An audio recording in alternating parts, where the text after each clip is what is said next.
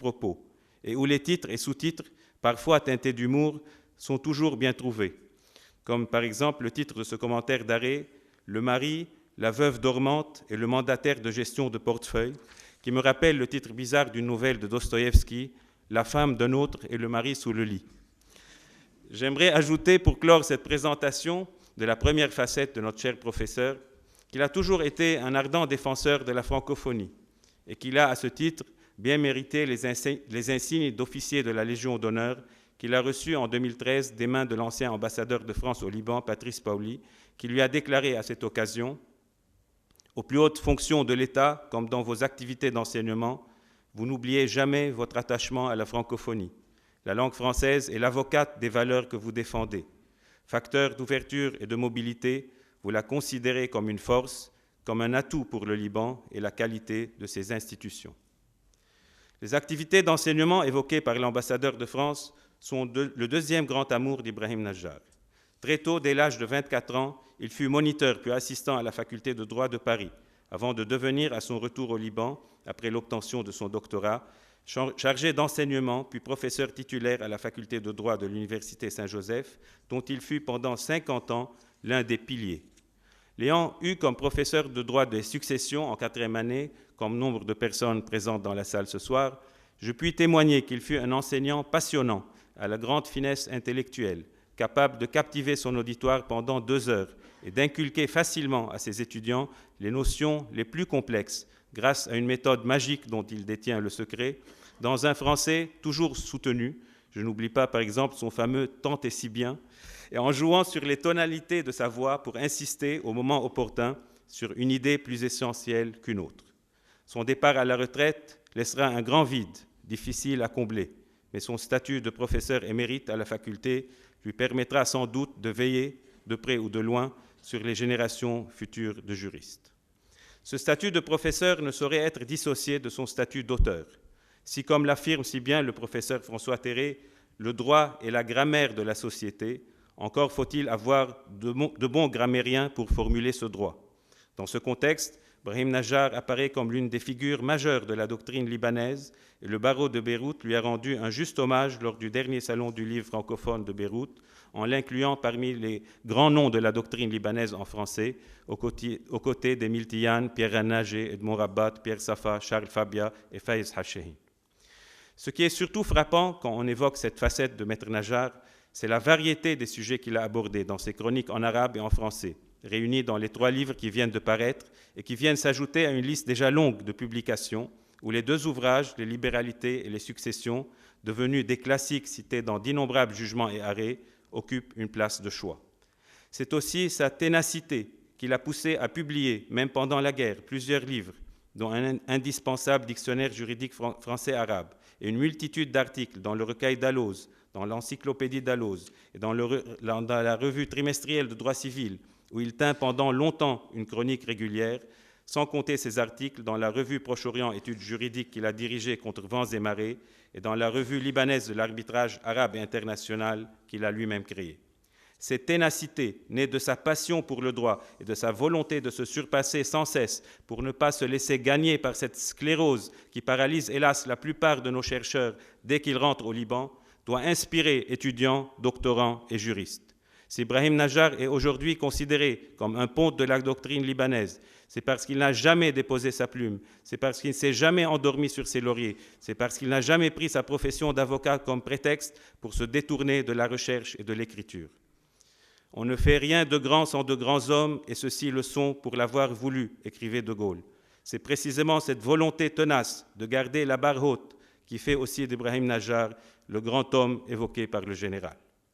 Nous en arrivons au 4e champ d'action du personnage, le beau métier d'avocat selon la formule de Jean Gallo. Personnellement, j'ai eu à traiter avec Maître Najjar plusieurs affaires touchant au droit des successions.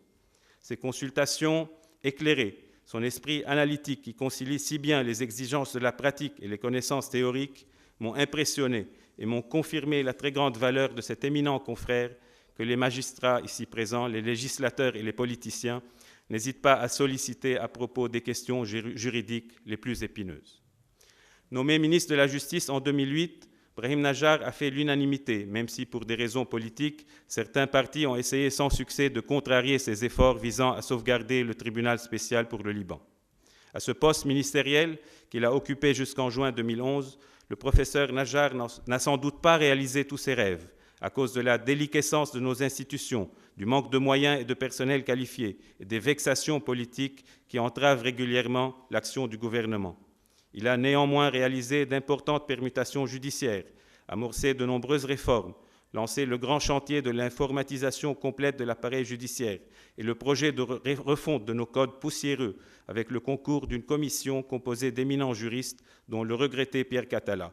Initier le transfert de l'administration pénitentiaire du ministère de l'Intérieur vers le ministère de la Justice et renforcer les liens de coopération judiciaire avec plusieurs pays amis et avec l'Union européenne.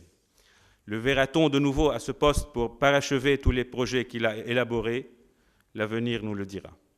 Reste à évoquer l'homme de conviction qui fut, avant et pendant la guerre, militant sans être milicien et patriote sans être sectaire. À l'heure actuelle, son engagement n'est pas seulement politique. Ibrahim Najjar est aussi un fervent défenseur de l'abolition de la peine capitale, jugée indigne des valeurs du Liban et de sa pratique démocratique. Membre du Commissariat international pour l'abolition de la peine de mort, créé en 2010 suite à une initiative de l'Espagne, aux côtés de Robert Badinter, Luis Arbor ou Federico Mayor, il reconnaît, je cite, qu'il n'est pas aisé de continuer à défendre l'abolition. Elle appelle un combat pour le droit à la vie, à la paix, à une culture du droit, à la différence de la liberté. Rien n'est plus urgent que de s'en tenir à l'abolition comme le fut celle de l'esclavage, envers et contre tout. Bien entendu, il faudrait ajouter à ces 6 facettes d'autres aspects, comme l'époux, le père ou encore le battant, le sportif féru de tennis. Mais le tableau que nous venons de brosser est déjà amplement suffisant pour mesurer toute la dimension d'Ibrahim Najjar qui représente pour le Liban un atout et une source de fierté. Dans un opuscule intitulé William Shakespeare, Victor Hugo affirme qu'il y a des hommes océans. Par sa vaste culture, la profondeur de sa réflexion, l'immensité de son champ d'action et la puissance de ses convictions, il n'est pas exagéré d'affirmer que le professeur Brahim Najjar appartient assurément à cette catégorie d'hommes océans. Je vous remercie.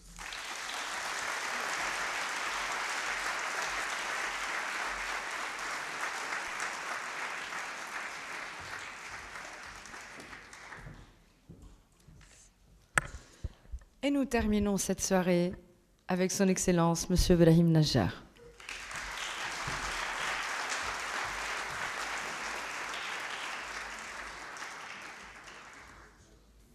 فخامة الرئيس العماد ميشيل عون ممثلا بمعالي الأستاذ علاء حكيم، فخامة الرئيس الشيخ أمين جميل، فخامة الرئيس ميشيل سليمان، أصحاب الدولة، أصحاب السيادة، أصحاب السعادة، أيها الزملاء، أيها الأصدقاء، أيها السادة الكرام.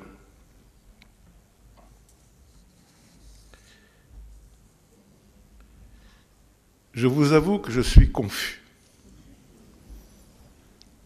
Je ne savais pas que cet événement allait tourner à de tels éloges, à de telles roses sans épines, finalement. Je n'ai qu'un mot à la bouche. Je n'ai qu'un mot dans mon cœur.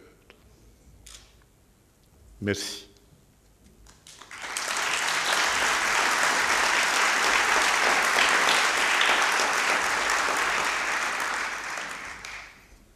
Merci d'être ici. Merci de partager cette soirée du souvenir. Merci au Père Recteur d'y avoir convié. Merci, Madame le Doyen, Léna Rannaji. Merci, Monsieur le Professeur Terré, d'avoir fait le déplacement. Merci, Messieurs les ministres Tabara, le premier président Ghalib Ghanem, docteur Alexandre Najjar, d'avoir prononcé des mots immérités, croyez-moi. Mais ils resteront gravés dans ma mémoire et dans mon cœur. Cette soirée est due à la conjonction de certains hasards. L'écoulement de 50 années d'enseignement à Saint-Joseph, après 2 années de monitorat et d'assistanat à Paris, et la parution de ces 3 ouvrages, écrits de droit français, écrits de droit libanais en français, écrits de droit libanais en arabe. Ceux-ci regroupent, on vous l'a dit, une sélection d'articles et de contributions juridiques autres que les ouvrages et rubriques déjà publiés notamment en France. Et je vous avoue, il me fallait faire le point. Il me fallait savoir si j'ai été cohérent, si je pouvais m'y retrouver, malgré la dissémination de toutes ces écritures au gré de l'actualité juridique. Ces 3 ouvrages ne sont pas des mémoires, mais à leur manière, ce sont comme une rétrospective, celle d'un parcours obsédé par une idée, une succession de tableaux ou de planches, proches par un souci de la rigueur, par la recherche des limites du pouvoir de la volonté du sujet de droit. C'est en ce sens que la rétrospective est une quête d'un droit pour la personne. Cet événement a un peu tardé par rapport au calendrier. Il est d'autant plus significatif cependant pour moi que le recteur de l'Université Saint-Joseph a voulu le transformer en hommage, sans doute en raison de ma fidélité à l'institution, mais aussi à l'édition par l'USJ de ses ouvrages. Mesdames, Messieurs, je ne suis pas seul à avoir enseigné pendant 50 années à la faculté de droit. Mes camarades, mes collègues, mes professeurs et mes prédécesseurs en savent plus long que moi.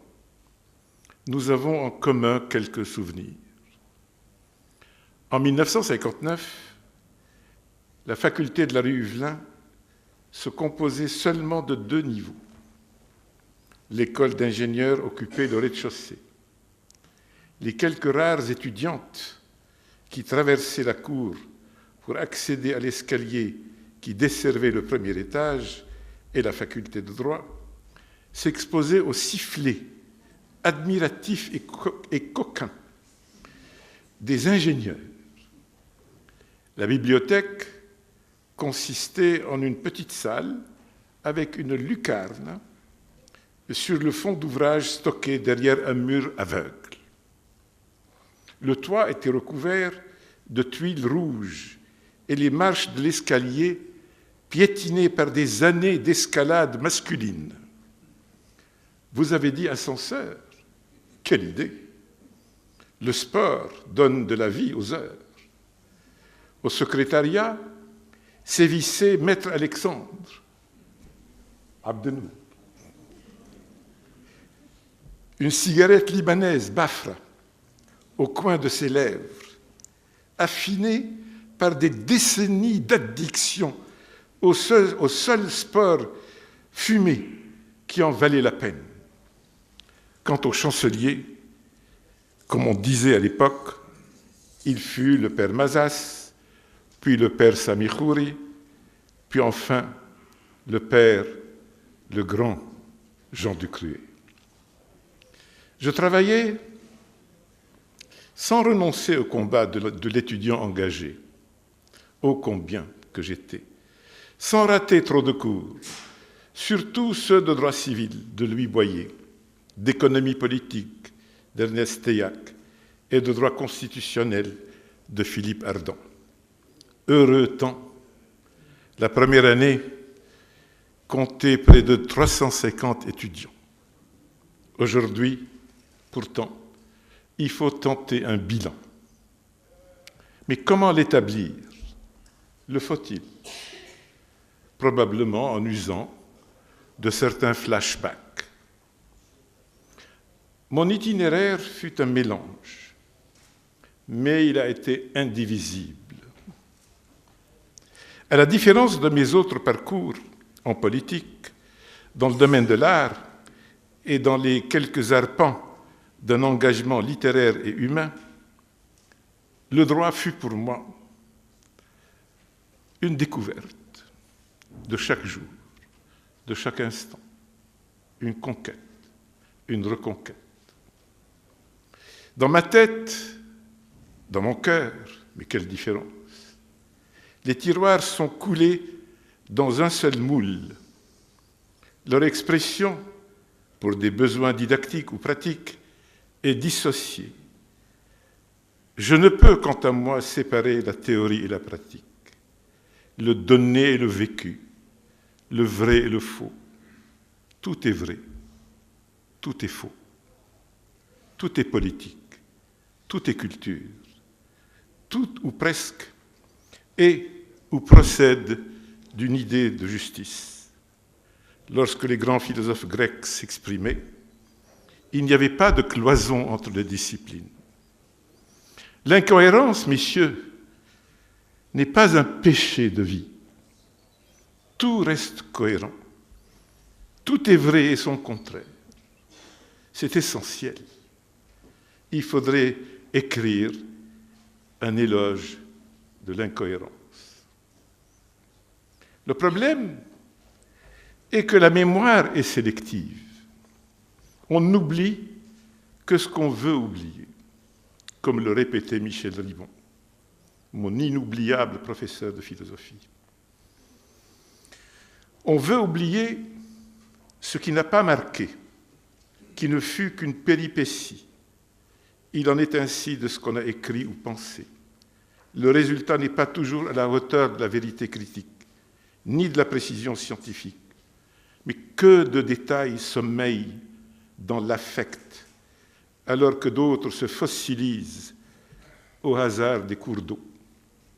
Je n'oublierai jamais, par exemple, comment je venais de Bagdad à Bikfaya pour emprunter la voiture de Pierre Gemayel, blindée à la manière d'un caravan-car, de manière artisanale, par les mécanos de Beth Shabab. Nous traversions ainsi, Monsieur le Président, le pont de Burj Hamoud, sous les feux des francs-tireurs et des roquettes provenant de la quarantaine. Et tout cela afin que j'arrive à temps à la rue Huvelin. C'est là que je donnais mon cours à quelques étudiants du quartier, au son des bombardements et des bombes qui tombaient dans l'enceinte de la faculté. Il fallait surtout que ma voix ne tremble pas. Il fallait que la faculté résiste. C'est dans l'enceinte de cette faculté, de la rue Huvelin, que mes 50 années d'enseignement, si on compte bien, furent les plus cohérentes. C'est ici que mon parcours fut une ligne droite depuis 1959. Qu'est-ce que fut le droit dans ma vie? Avais-je l'occasion d'un juriste? On l'a dit, je l'ai écrit, je suis venu au droit par hasard. Mais qui peut affirmer que le hasard n'est pas le destin, que le hasard n'est pas la nécessité?